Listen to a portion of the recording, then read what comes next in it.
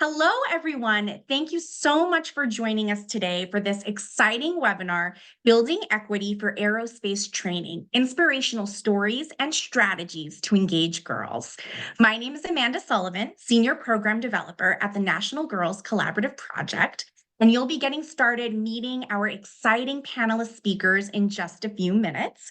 But a couple of logistics as we get started to make sure this is a comfortable and enjoyable experience for everyone. Auto-generated captions are available if you need them.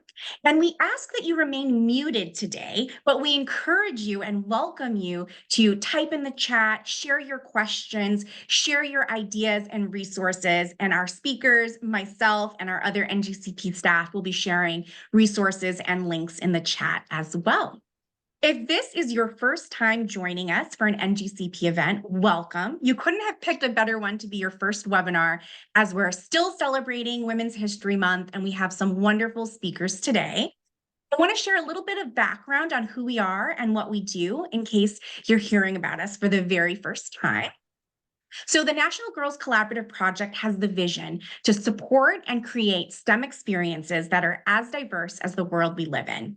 We're committed to bringing together organizations that work to inform and encourage girls to pursue STEM. We believe that STEM skills can be acquired by everyone and fostered in everyone. And so our initiatives build confidence and create a community of lifelong STEM activators. We do this by focusing on our three essential goals: to build and sustain a network of advocates to provide equitable and inclusive STEM opportunities, to catalyze equity in STEM from research to practice by providing actionable knowledge that transforms the STEM experience, and by working on our own collective impact by strengthening our organizational effectiveness. And you can learn more about NGCP and our mission, what we do, on our website, ngcproject.org. We have a lot of resources. You found our national webinars. Welcome. We're so happy you're here. We offer them monthly on a variety of topics related to equity and STEM. And we have all sorts of different speakers. We have educators, researchers, authors, STEM professionals, and more. And next month in April, we actually have a lot of wonderful 3 webinars happening. So we hope you'll join us again for some of those. The best way you can find out about our webinars, events, and resources is by signing up for our monthly newsletter. And you can also find a lot of useful statistics, research, blog posts, and more on our website. And now it's my pleasure to turn it over to our webinar topic for today, Building Equity for Aerospace Training, Inspirational Stories and Strategies to Engage Girls. Our panel today will be hosted by Karen Peterson, our founder and CEO at the National Girls Collaborative Project. Welcome, Karen, and I'll turn it over to you. Thanks so much, Amanda, and thanks to all of you who are joining. And I know many of you are watching this recording after the fact. So welcome to this webinar. We're very excited about this topic today. And I'd like to acknowledge the National Science Foundation and its support for this important work.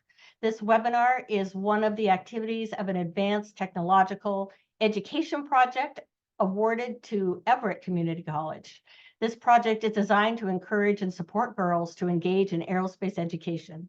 This webinar is our culminating event and a wonderful way to celebrate as we approach the last few days of Women's History Month. So now I'd like to introduce our panelists. Gemma Hayes is the program manager for pre-professional programs at the Museum of Flight in Seattle, Washington. Gemma joined the Museum of Flight in 2014 as an intern and has held a multitude of positions ranging from administrative work to teaching both locally and internationally. She guides and supports students in getting a jump start on their post-high school futures. Gemma's work includes management of the museum's scholarship portfolio, as well as the museum's career and technology education dual credit programs. April Lenote has been an educator at the formal, informal, and federal agency level for over 25 years. She's currently the STEM integration lead for NASA's Aeronautics Research Mission Directorate. April works to bring STEM education and NASA's aeronautics work together. She supports aviation and STEM workforce development initiatives, including career and technical development, education development, and searches for ways to broaden student participation in STEM, with a focus on those who may be traditionally overlooked in STEM or may not see themselves in STEM and aeronautics. Nikki Malcolm serves as the CEO and Executive Director of the Pacific Northwest Aerospace Alliance, a nonprofit trade association dedicated to supporting the growth and global competitiveness of the Pacific Northwest Aerospace Cluster. With a 24-year career in aerospace with roles in supply chain, business development, and leadership, Nikki has made contributions towards advancing materials, manufacturing, and testing within the aerospace industry.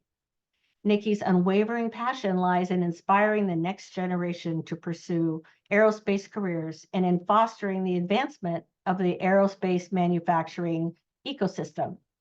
And Annie Steichleather is the manager of youth programs for Women in Aviation International. She's focused on increasing youth awareness of aviation. She implemented and is responsible for the educational and experience-based Aviation for Girls app. She expanded Women in Aviation's international youth programs to build community and learning experiences for a growing group of over 5,500 junior members. Wow. We are just so honored and grateful that you're sharing your expertise with us today. And what I'd like to do is ask each panelist to just share a bit more about their background and maybe a bright spot from your current work today, and then we'll launch into some questions that we have for you as well. So April, would you like to begin? Sure. Good morning, everybody, or afternoon, wherever you're located. It's great to meet all of you. I just wanted to introduce myself. I'm April Lynott, like Karen said, and working at NASA Aeronautics, I think, is one of the culminating parts of my education career. I love being where I am. I was that kid who wanted to be an astronaut when I wanted to grow up, but was from a very small town and kind of made to think that that's what other people do. So I think the excitement is really being able to do all kinds of great things in STEM, particularly with NASA Aeronautics. People tend to think of the space side of things. So excited to talk to you all about how you can find your place as well. So thanks, everybody. Thanks, April. I saw that they just put out a call for astronauts. They're recruiting new did. astronauts. So I don't know. There you go. Exactly. I will drop the link in the chat so you can apply to become an astronaut if you'd like. Right. I think I passed the age to apply. Oh, is there an age? Oh, darn. Okay. Well, I don't know, but I feel like I'm past the age. Yes, we'll have to look at it. Thank you. Gemma, would you like to say a few words? Sure. So my name is Gemma Hayes, and again, I work at the Museum of Flight in Seattle. My background hasn't necessarily always been in aerospace. I actually have an anthropology background and then did environmental education for a number of years before I kind of landed into the aerospace field. But through all of my work, I think what I found kind of the most inspiring was helping others connect to their passions and to their futures. It's a lot of helping people when they find their passion, not knowing what to do next. And so kind of what I found that I enjoyed through all of my jobs was when someone knows what they want to do, helping them set out on the direction that they want to go. And so kind of through that, working here at the museum, I found a good place to do that, helping girls and all students find their path into the aerospace field. Thanks, Gemma. And I think you're a good example of, the career pathway isn't always a direct line from a specific topic to a specific topic, right? Anthropology can be the foundation for many STEM. Well, it is a STEM career, right? So yeah. Great. Thanks. Nikki. Good morning, Nikki Malcolm with the Pacific Northwest Aerospace Alliance. I have been in the aerospace industry since I was 18, since I was a young woman, and I especially love the part of my job where I get to go out and speak to children about joining the industry, mostly because it has had a major impact on my life. I was the first of my family to go to college as a result of working for and having my education paid for by an aerospace company. And I am out to try to inspire as many young girls and young women to join the industry as possible. My career, to speak a little bit on that, I started in as a filing assistant when I was 18, and then have been through multiple different types of roles in aerospace, purchasing, outside processing, mostly sales for a big chunk of my career, and now in a leadership role. And to speak to about what Gemma said, there are so many different roles in aerospace. That's the biggest thing that I try to stress to people when I'm speaking to them is really no matter what your passion is in aerospace, there's a role. If you love fashion, there's, someone has to design the astronaut suits and all of that. So no matter, I always challenge people that no matter what your passion is, we can find a role in aerospace that suits it. So thank you for Thank having you. me here this morning. Yeah, thank you. Annie. Hi, good morning. My name is Annie Steikleather, and I'm here because my goal is to inspire that next generation of future aviators, future aerospace professionals. I was a elementary art teacher. I saw 500 students a week, and in my career, I decided I wanted to be a pilot. So I took a break from teaching. I moved back home to become a pilot, and that's where when I realized that we still had youth growing up thinking that girls did not have a place in that position in that industry. I had a kindergarten student in 2019 tell me, but Miss Steikleather, um, girls aren't pilots. They've never seen a female pilot. They've never met one. And so that's where I said, well, wait a second. That's not right. I'm gonna go do this. I know female pilots. I want to change this. And that's why I'm with Women in Aviation International. We have Aviation for Girls program and Girls in Aviation Day. And the whole point is to educate and engage and connect these young ladies so that they know that there is a space for them and they can pursue any dream that they want. Thank you, Annie.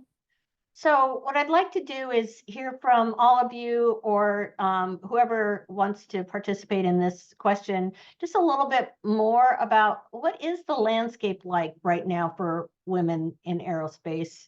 I know there are many more programs for girls than there were, say, maybe 20 years ago. But what are we seeing in terms of career opportunities for women in aerospace? And whoever would like to answer that question first, go for it. I can jump in from my perspective. I think that there's positive and negative right now. One, on the negative side of it is that COVID really had a major impact on women in the workforce in aerospace, that we've seen, a lot of women during that time went back into the homes to take care of their children and take care of their families, and that had an impact on the number of women that we have in the aerospace industry. We're starting to see the recovery from that happen, but I can say, for our events, our women's events, and I know Annie spoke about it too, is the increase in attendance that we're seeing specifically at the women's event, for me, is an especially bright spot to see that the increase of attendance must mean that there's more women, or they're getting access to those programs as well. But we also have a large aerospace conference that it's for everyone, and we are also seeing an increase of women at those events too. So for me, it is improving, certainly not as fast as I'd like it to be, or as quickly as I'd like it to be, but I've definitely seen some improvement. That's great. That is a bright spot. Yeah, and I'll jump in. So Right. we have a advisory board through the FAA, and I'll put the chat, it's workforce development, in the chat. You can check that information out. But this helps track our stats, so we know how many women are in our industry. But it also has recommendations going forward to grow the number of women in the industry. So this is a really great resource for people that are interested. And we are seeing a lot of growth. We're seeing the percentage tick up. each year. So it's a really great, it's really great to see that. Thank you. I'll jump in as well, just Great. quickly, that I think going back to what Nikki had said, COVID was kind of a plus and a minus. I mean, definitely a lot of minuses along the way, but I do know that with more flexibility for some people, not all workers by any means, but for some people, like myself, I work at home where I would have had to have been in the office every day. I'm in Colorado. I'm able to be a working mom better than I was pre-COVID in that way. So I think that there are some more flexibilities now that allow, I mean, just honestly, the challenges of working, working moms, really kind of take the brunt. And so that does allow some of us to do that. I do see more and more leadership roles starting to have women in those places. And so I think it's a kind of a slow boat to turn, but with women in leadership, I think we're going to see a lot more of those things follow along, where it kind of, where they're a little more aware of some of the specific needs that females face in this, in this climate for sure. So I do think that's a bright spot for all of us.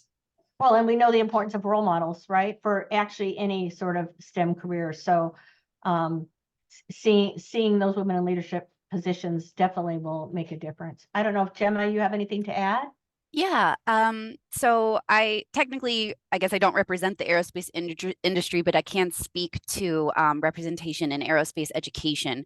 And I would say the representation in aerospace education is very similar to what you're seeing in the workforce. The majority of our programs, we're looking at anywhere from about 18 to 32% female representation in our education programs. And COVID did impact that pretty significantly.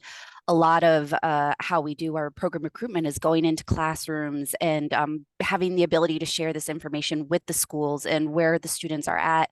But when everything shut down, we kind of lost that ability to connect with the students. And so the people who are coming to our programs, who are ones who would hear about it naturally or normally, like through a family member who is already in the aviation industry or already has access to the museum. And so we did see kind of a big shift back down over the past couple of years, but we've slowly, I want to say this is probably the first year we've been seeing that kind of representation shift back into a higher female representation, because we've been able to get out and recruit better and having the ability to share that information in ways that now that students are back in school has been integral in increasing representation in our programs.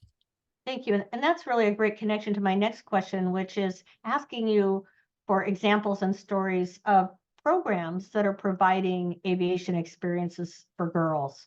As I said, there seem to be more of them. We'd love to hear some examples and stories. The NGCP community is full of educators who are providing experiences for girls. So any sort of examples of aerospace programs that encourage girls would be welcome. So I don't know who would like to begin. I can just tell a quick story about one student that we have. Here we work on we have a career connected learning model where we want students to be able to step to to have a pathway forward, so they don't decide that, oh, I like aerospace, but now I don't know what to do. So we have our program set up.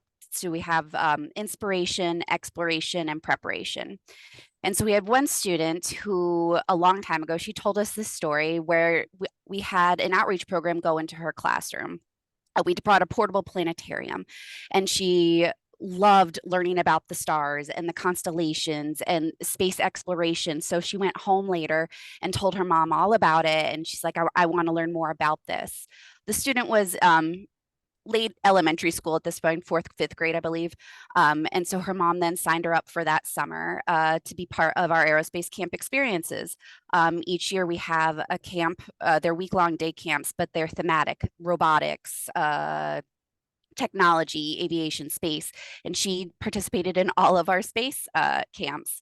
But through that, she was also able to be part of our Connections program, which is a free membership for all youth who participate in our programs up until they're 19. And that gets them free access to the museum for themselves and one adult, which is really important because I'm sure we're all aware museums can be cost prohibitive to a lot of families. And so we want to make sure it's accessible to those who really want to be here.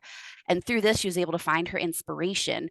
But then she wanted to explore a little bit deeper. So she joined a particular, this is a female only program we have called Amelia's Aero Club.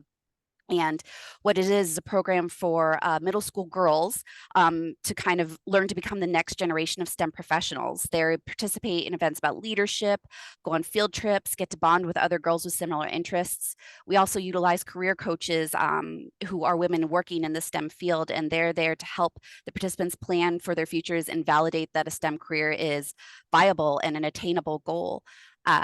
And she also participated in another program called our Michael P. Anderson program, which is also for middle schoolers, but we focus more on the histories of the BIPOC community and highlighting those. But through that, she also was able to participate in our Challenger Learning Center program.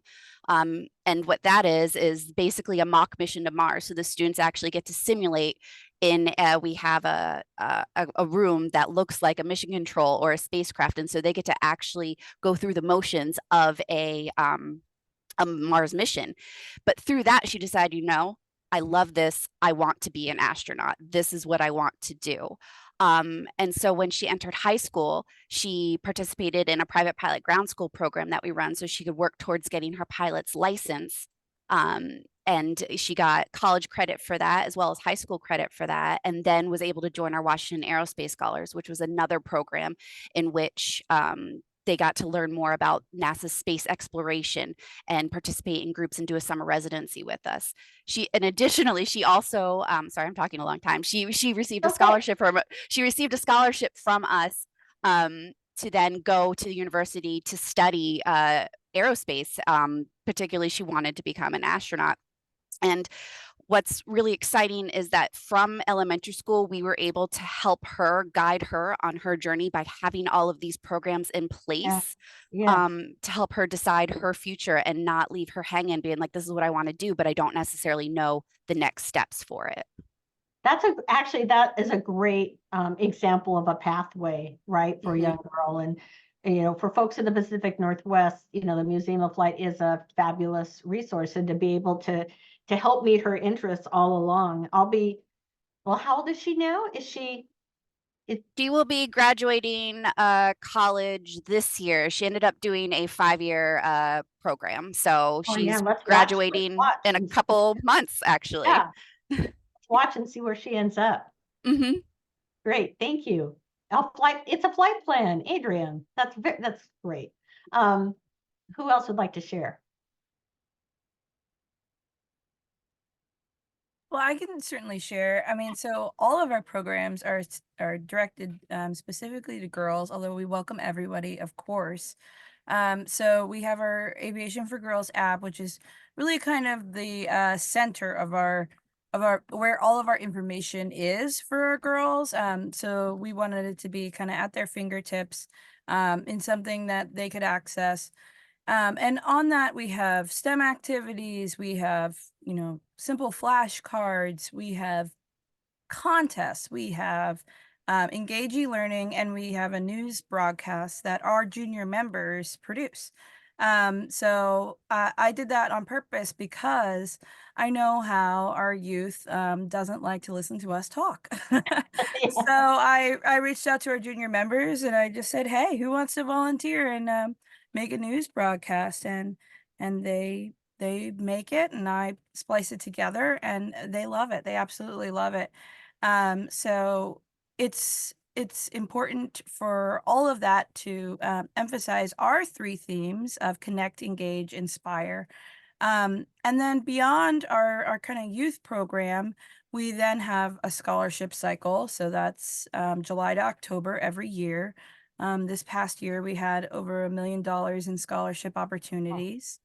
And then in a lifetime of programs, as we get older, we're talking about more women in the C-suite. So we had a Harvard Emerging Leaders Scholarship Program, and this is a scholarship where people who have been in the industry for 7 years or more can apply and get leadership skills through Harvard University to basically get into that C-suite level. So our goal is to really give tools, preparation, and resources for women at all ages, so that they can be a part of this aerospace industry, grow in the industry, and more. So with that, it's really amazing to see them grow. With our junior members, we just had our Girls in Aviation Day at conference.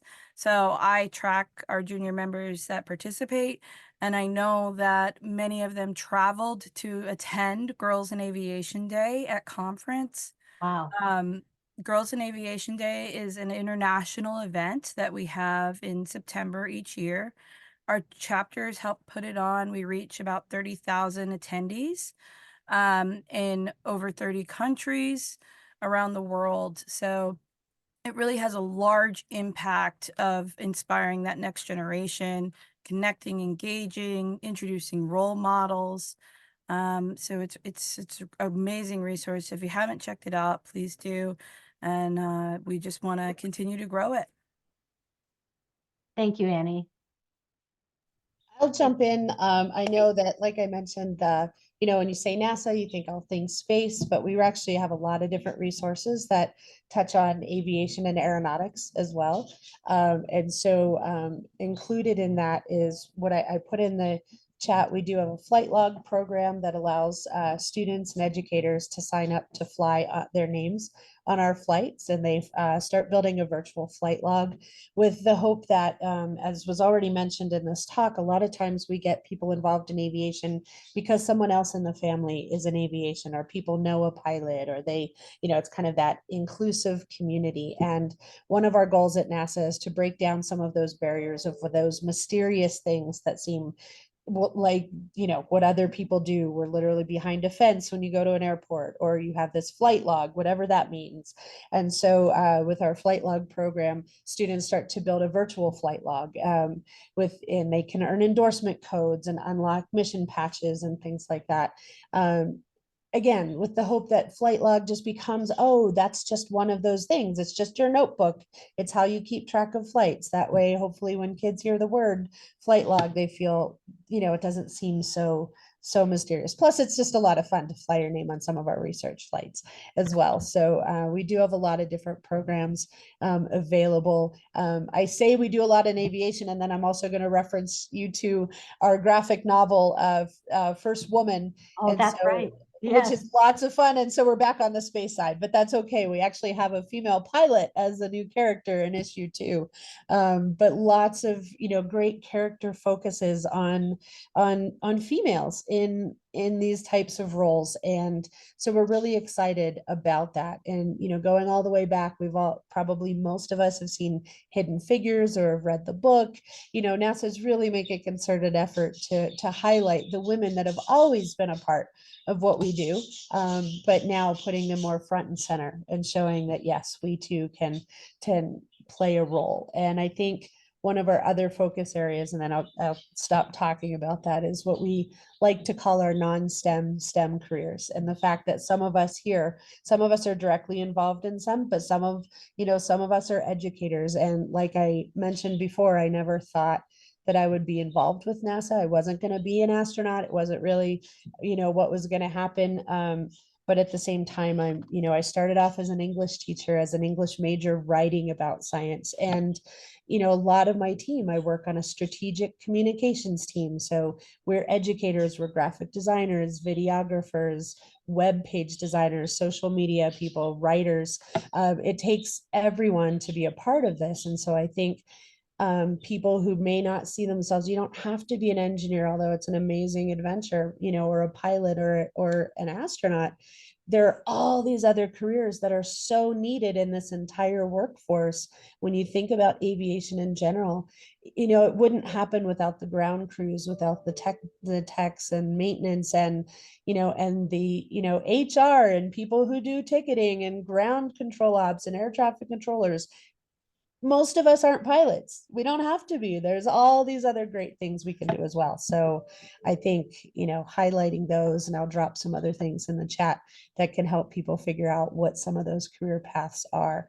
And just jumping off onto internships, we have a huge internship program that involves all different kinds of things. So STEM careers, non-STEM careers, but absolutely lots of them within the aeronautics realm. So please take a look at that. And we do start internships at age 16.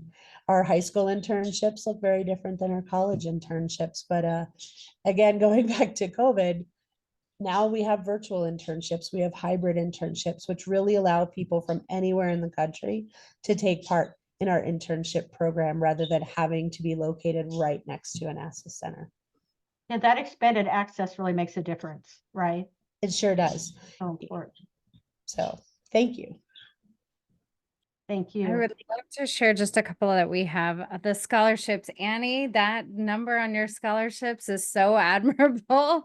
I am envious and proud all at the same time.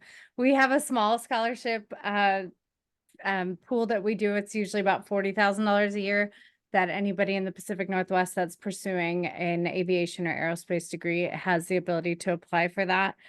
We also have our Women in Aerospace conference that we do once a year. This will be our 11th year doing that. And since last year, we were able to have Alyssa Carson come and speak at our Women in Aerospace. So we started doing a Girls in STEM program the evening before. We did it at the Museum of Flight and the theater there, where we bring our keynote speaker for the Women in Aerospace to talk to a group of girls there.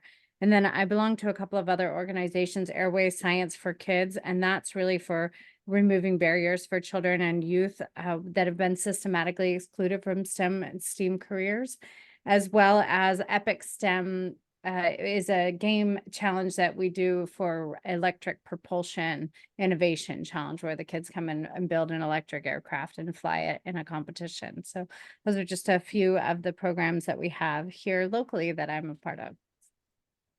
Thank you. And we're getting a tremendous number of resources, not just from our panelists, but also in the chat. So just if anyone joined late, we are recording this, and we also include the chat as a resource to this webinar. And I'm also thinking we might want to add some other, we've got great Pacific Northwest resources, but we'll probably also add some other national resources, since I know we have an audience from around the United States. The Pacific Northwest, though, is a great place for wanting to learn about aerospace as well. So I want to ask you each, you've talked about some really great programs and resources and activities. If you could sort of highlight, a specific resource or strategy that it really engages girls the most. And I also have a question that I want to kind of weave into that. A question about, are there any specific, media? We've got the graphic novel from NASA, but maybe TV programs or podcasts or anything that feature women in aviation that you would recommend. So sort of a two-part, a specific strategy or a way to engage girls, especially a girl that maybe doesn't know anything about aerospace, right, at all. What would you recommend as a beginning?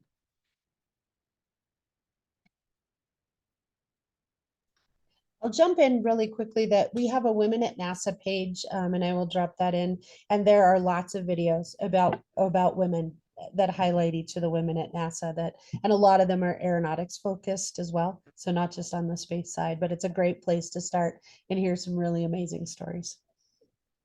Yeah, on the same line, we have a number of members who contribute videos, and we post the videos on our YouTube channel and on our Aviation for Girls app. So those careers are basically channeled through the app. In addition, our Engage eLearning webinar series, I choose a thematic career every other month, and we invite a specialist to come and talk to us about their career. It's a live Q&A, so any attendee can come and ask questions, learn about the specific career. This month, it felt like last month to me. I just got back from our 35th Women in Aviation conference, but it was airport designs. So we had a airport engineer come and speak to us. We built a little airport together. We did taxi markings together, all on a webinar.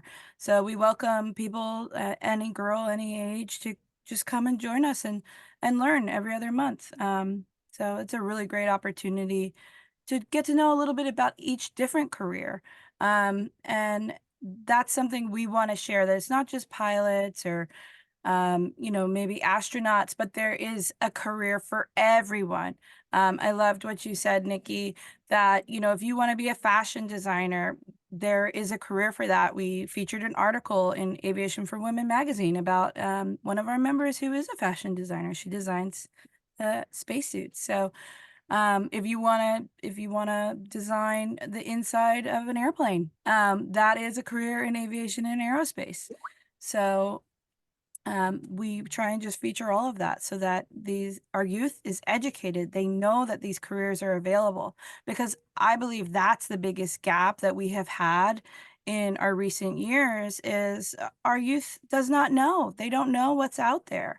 They know these big ideas of, okay, there's doctors, there's lawyers, but they don't know the little things in between. That point about designing airports, I mean, I travel a lot and I think about how they're designed, but I never thought of that as a career. I mean, someone that's interested in architecture and aerospace, right? Absolutely. To think about the traffic flow and the non-flow of traffic through airports as well, right? Yeah, Thank you. absolutely. And drainage, there's a lot of drainage design that goes into it, Right. landscaping, Right. wildlife management. I mean, at every airport, there's someone that manages the wildlife. So there's literally a job for everyone. Yeah, Love kind of that. piggybacking on what Annie just said, it's very similar. We have a lot of students that come into our programs who are like, I'm going to be a pilot. That's it. That's the end goal. But at least with our high school programs right now, one of our programs are aeronautical science pathways. It's a 2-year program for juniors and seniors, and it's in partnership with Green River College. And so at the end of it, if the student does 2 years of the program, they end up having 60 college credits towards an aviation degree at the college, and it's provided at no cost. But through that, they're looking at different aspects of the aviation field. So they're looking at airline dispatch. They're also looking at airport management. And through the airport management class, we do have them. We partner with the Port of Seattle to design their own airport that they then also have to graph out and build a 3D model of it. And we have port officials come over and actually judge the different airports. And the student gets a cool prize if they win, but it gives them kind of that insight to how airports are designed, as well as getting to do some engineering and building at the same time. And so while these students may think like, I'm going to be a pilot, once they start getting into this, you're like, no, this is actually pretty interesting. And this is something I might want to pursue instead of becoming a pilot, or I could, or at least have it like on the back burner. I mean, we all know getting an FAA medical is like, you might aim to be a pilot. Things might not work out. It's always good to have a backup plan. And just because you can't be a pilot doesn't mean you can't work in the aerospace industry. There's so many other facets that you can go into, and it's really important that students are aware of them. Yeah. Thank you.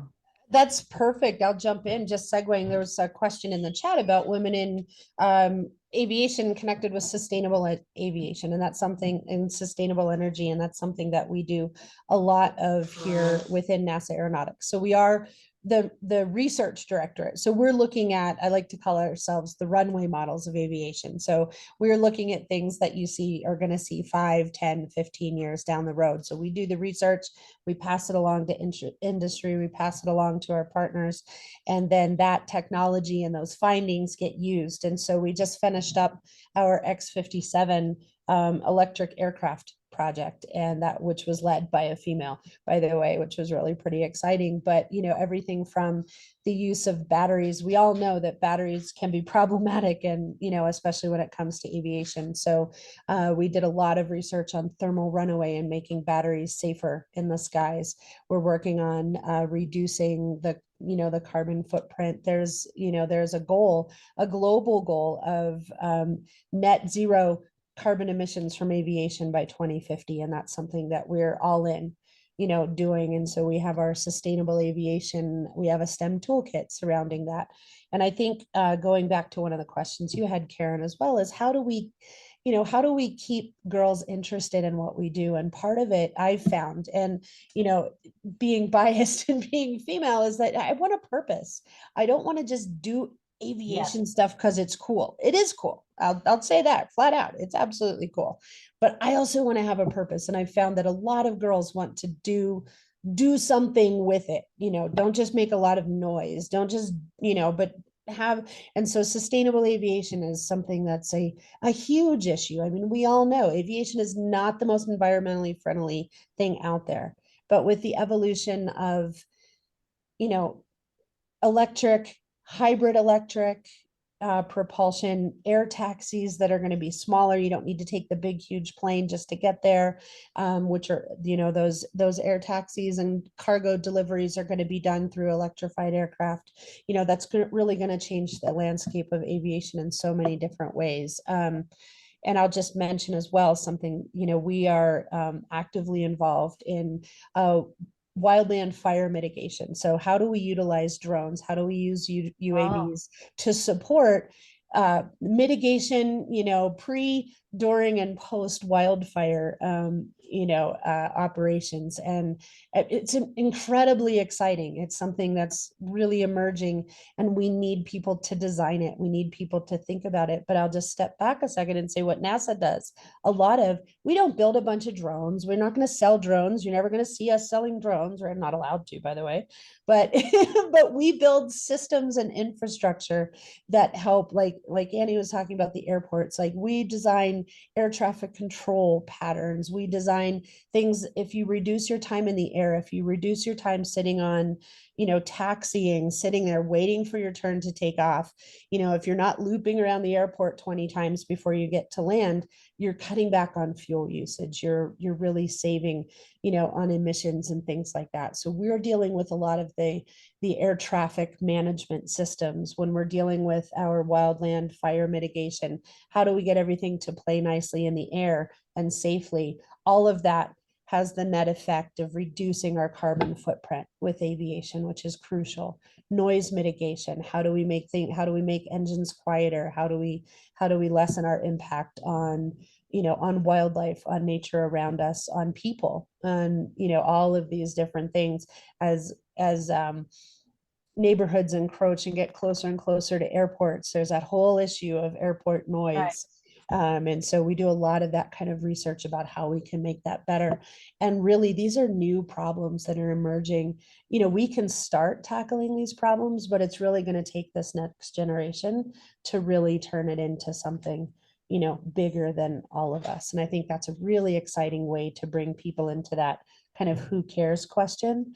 We all care, because it's now, airplanes aren't just novel and unique and for a few people, they're everywhere, and aviation is a part of everybody's lives in some way or another.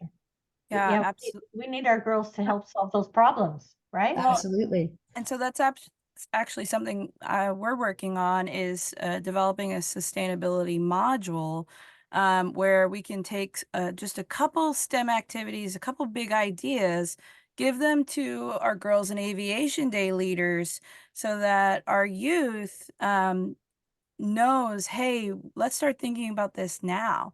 Because as April just said, it unfortunately is something that they are going to have to be working on solving. Like, we're going to be making the blueprints, but they're going to be the ones that will be finding the solutions. So by introducing those big ideas at a young age through Girls in Aviation Day, which has such a broad reach. And if you're not familiar, at Girls in Aviation Day, the girls come in, they get to meet role models, they get to explore STEM activities, and they get to sometimes, go on a static aircraft display, all sorts of things.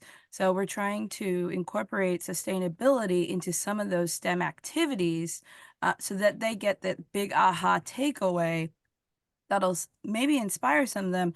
Okay, I want to go be a sustainable engineer. I want to go be that person that's going to maybe solve this problem. So that's something that we're trying to help with also. Well, and the interesting thing too is that it's not, so we work a lot more on the manufacturing side than on the flying side than on the aviation side, and that challenge is persistent throughout the entire supply chain, right? So when you're teaching that, there's so few things, there's not as many things that you'll see through the entire value chain of aerospace, from the manufacturing all the way to the flying side. And sustainability is a set of tools and language that is going to be utilized throughout the entire process, from manufacturing all the way to maintenance. And so, and from my perspective, April, to your point, is that is the most prominent place that I've seen women in roles currently, as a chief sustainability officer, sustainable manufacturing side of things. It's almost exclusively women that are filling that role, those roles, which has been pretty incredible to see.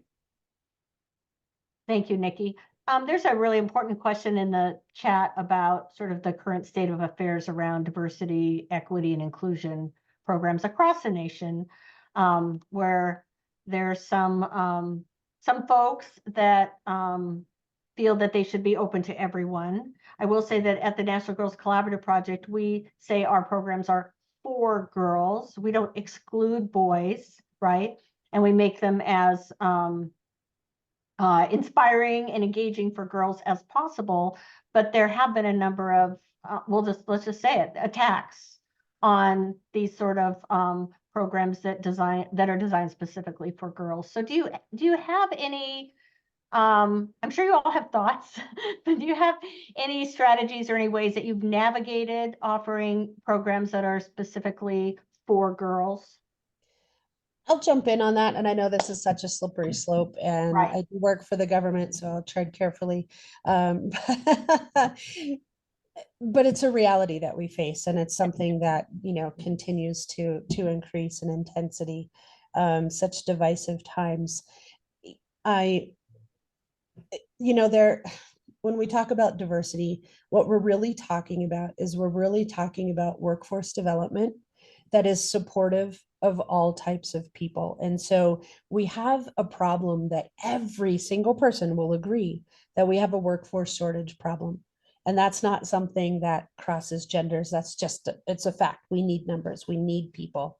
And if we want to look at it, and I say that because if you look at it from a certain lens of supporting workforce, no matter who they are, if you make a better workforce environment, if you make a place that that is supportive of needs, so if you take a look, for example, if you're a working parent, I mean, in all reality, let's guess who takes the brunt of the working parent load, right? And it tends to be working moms. However, I'm not devaluing the work that, that males do as well in supporting their kids, but at the same time, if you make a workforce that's more flexible and more able to support people in general, what you wind up doing is making it more inclusive for women, because now women can actually, if they bear the brunt of the child care, type of thing, they have that workforce flexibility to either work from home or to have a flexible schedule to meet their needs. And so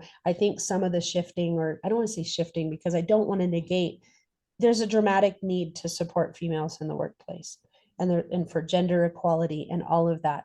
But pushing back against some of the resistance, looking at it from a pure workforce standpoint, and the fact that we just need to be better at supporting our workforce by default, that brings up the females who tend to get overlooked. And so I think by making it a better environment for people, we make it a better environment for females to do that as well. So it's a communications thing. Goes back to my background in English. You just got to sometimes shift around the words, but really, I don't know, that's a way to tackle it. I think also this community, right? As long as we all keep moving forward with this really important work, we can continue to meet our goals. Anybody else want to respond to that question? Sure, absolutely. I mean, for us, we focus on supporting people who have been underrepresented in the community, but we always want everyone to know that we welcome everybody. And we just want to see the percentage grow, because there has been an educational gap.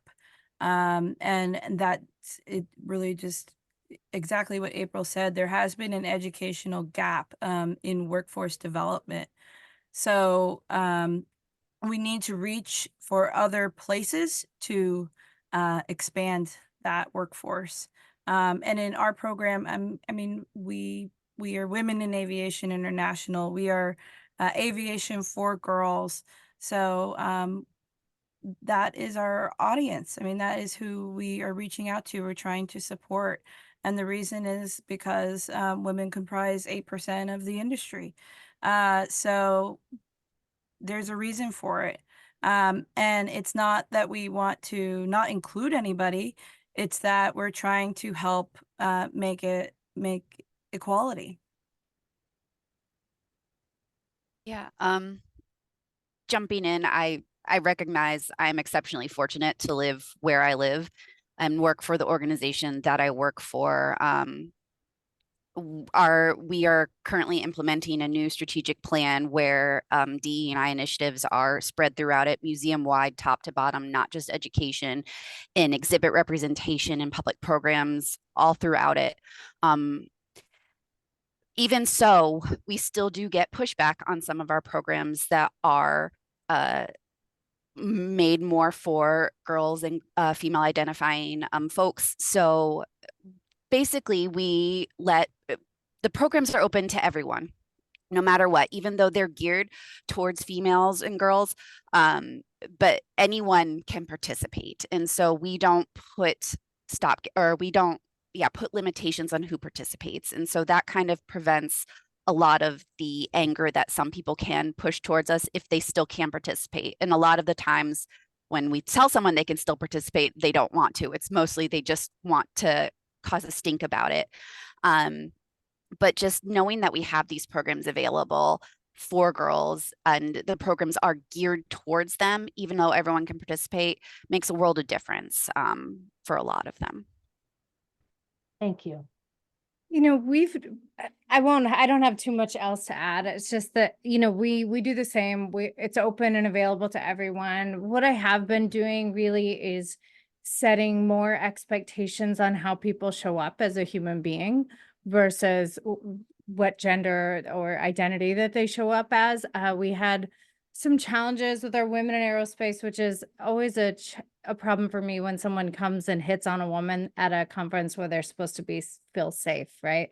And so because of that, you know, the first conversation was, okay, do we make it women only? And you can't, right? It's a challenge to do that.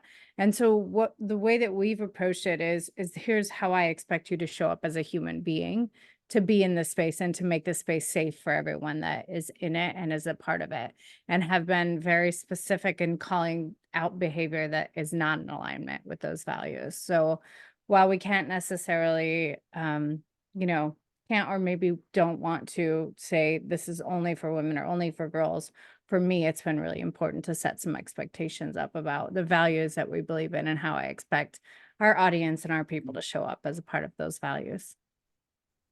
If I could just jump in super quickly, I would just say that groups like this and organizations, there are, you know, some really great organizations that particularly support females in aviation and in STEM. And I think it's a growing and really strong network. It's a small world.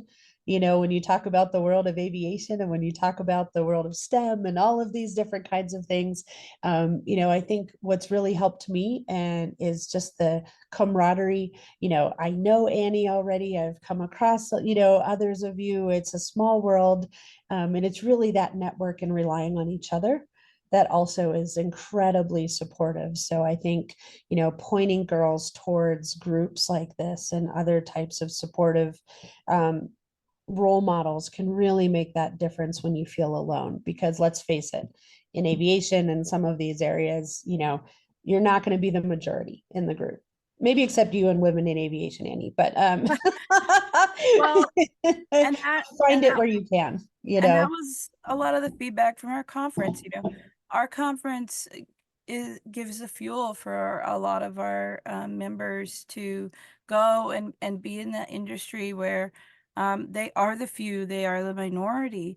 And when you are then given a place to collaborate, to meet people that are like you, to commiserate and share stories, you're refueled. So that's the whole point of a webinar like this, and Aviation for Girls, Women in Aviation, Women in Aerospace.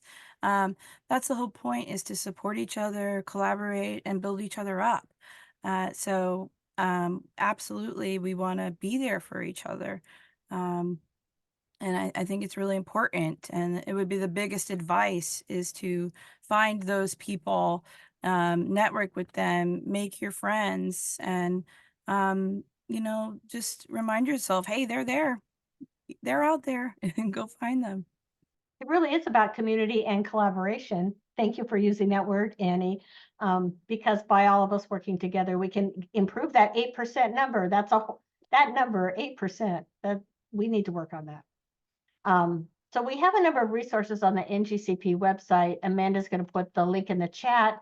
Oh, she did it, to support engaging girls in STEM, all STEM, including aviation. And then, as I said before, we're going to send out this chat, which is full of resources, along with the recording. And I just want to thank all of you. The time just flew by. It's been wonderful to spend this hour with all of you. And maybe we could clap for our amazing panelists, and I'll turn it over to Amanda to close us out. Thank you so much, Karen, for moderating such a fabulous conversation. And thank you to all of you in the chat, sharing your resources, your ideas, bringing all the great questions to our speakers today. I want to say one more thank you, as we're all clapping, to Nikki, Annie, April, and Gemma for sharing your stories, all of your amazing resources.